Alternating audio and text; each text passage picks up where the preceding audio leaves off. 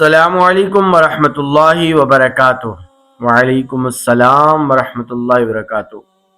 میں محمد احسن فرام صوبہ پنجاب عرض یہ کر رہا ہوں کہ ہمارے علاقے میں افطار اور سحر کے مختلف قسم کے چارٹ اور مختلف قسم کے شیڈول شائع کیے جاتے ہیں، اور ہر ایک دکاندار، ہر ایک بزنس مین اپنے کاروبار اور اپنے بزنس کی تشہیر کے لیے، پبلسٹی کے لیے مختلف قسم کے شیڈول کے اشتہارات اور چارٹ وغیرہ شائع کرتے ہیں۔ تو ہم مسلمان بڑے کنفیوز رہتے ہیں کہ کس شیڈول کے مطابق افطار اور سحر کریں۔ برائے مہربانی قرآن و حدیث کی روشنی میں رہنمائی فرمائیں تاکہ ہم افطار اور سحر بر وقت کر سکیں۔ دیکھیے، سب سے پہلی گزارش یہ ہے کہ افطار اور سحر کا جو وقت ہے، افطار اور سحر کے اوقات میں تساہل برتنا، سستی برتنا، یہ انتہائی خطرناک اور انتہائی غیر محتاط رویہ اور انتہائی غیر محتاط عمل ہے۔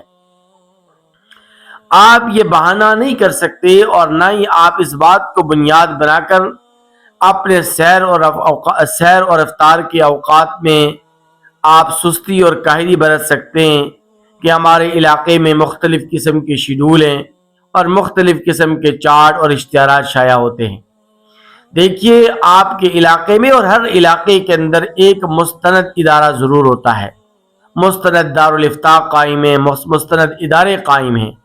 تو آپ اس اپنے علاقے کے مستند ادارے سے رابطہ کریں، اور مستند ادارے سے رابطہ کرنے کے بعد ان کے شیڈول کے مطابق آپ افطار اور سحر کریں، اور افطار اور سحر کو مقررہ اوقات کے اندر اس کا اہتمام کریں، ورنہ یہ ہے کہ آپ کا روزہ فاسد بھی ہو سکتا ہے، اور آپ کا روزہ متاثر بھی ہو سکتا ہے، اور آپ کا روزہ ضائع بھی ہو سکتا ہے۔ میں آپ کو ایک حدیث مبارکہ سنانا چاہتا ہوں۔ اس حدیث مبارکہ کو جب آپ سنیں گے تو پھر آپ کو اس معاملے کی نزاکت کا اچھی طرح احساس ہوگا۔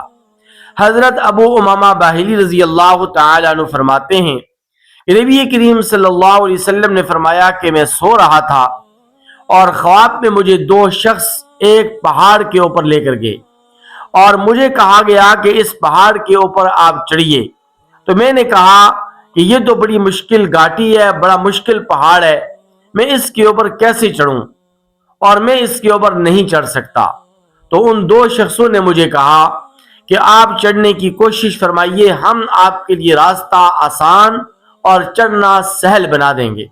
نبی کریم صلی اللہ علیہ وسلم پہاڑ کی چوٹی پر چڑھے، پہاڑ کی بلندی کے اوپر چڑھے، تو آقا علیہ الصلوۃ والسلام نے اپنے کانوں سے لوگوں کے چیخ و پکار کی آواز سنی۔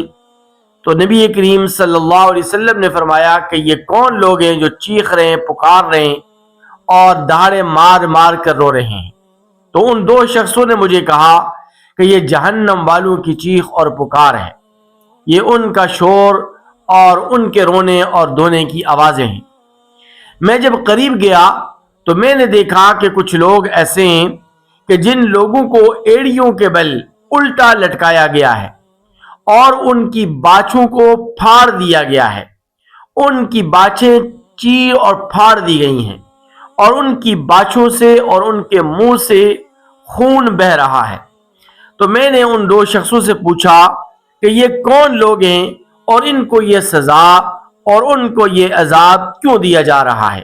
تو ان دو شخصوں نے مجھے بتلایا کہ ہؤلاء الذین یفطرون قبل تحلۃ صومہم، کہ یہ وہ لوگ ہیں کہ جو رمضان المبارک کے مہینے میں افطار وقت سے پہلے کر لیا کرتے تھے۔